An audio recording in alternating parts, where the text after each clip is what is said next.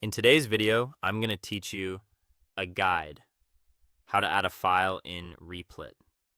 By the end, you'll confidently create a new file inside any Replit project and understand the small details that make naming and organizing files smooth and error-free. First, open your favorite browser and head to replit.com. If you're not signed in, log in so you can access your workspace. Once you're in, open the project where you want to add a file. You'll land in the code editor with a sidebar on the left. In that sidebar, you may see sections like Files and Library or Tools. Go ahead and open the library panel so the sidebar is fully expanded and you're oriented within the workspace. Next, switch your focus to the Files area, often called the file tree. This panel shows all folders and files in your project.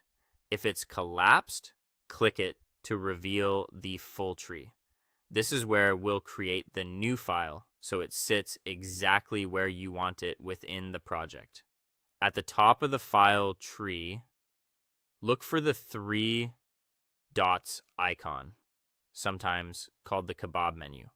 Click that icon to open the context menu for file actions.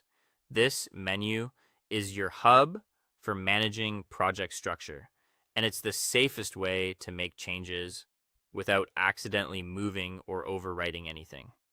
From that menu, choose New File. Replit will prompt you to enter a file name. This is an important moment. The name determines both what the file is called and how Replit treats it. Type the name along with the correct extension for your language or asset.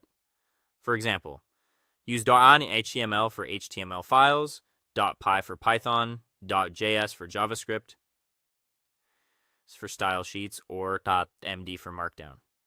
Include the dot before the extension and avoid spaces to prevent path issues. Use hyphens or underscores instead. Remember that file names can be case sensitive on some systems, so keep your naming consistent. If you need a hidden configuration file, begin the name with a dot, like env or .gitignore. Press enter to create the file. You'll see it appear immediately in the file tree, and the editor will open it so you can start typing right away. Replit saves changes automatically, but it's still good practice to ensure the tab isn't showing any unsaved indicators before you run your code. If your project uses a specific build or run command, make sure the new file fits into that workflow and double check imports or links if other files will reference it. And that's it. You've added a new file in Replit cleanly and correctly, ready for your next lines of code. That's all for today. Thank you for watching, and I'll see you guys in the next one.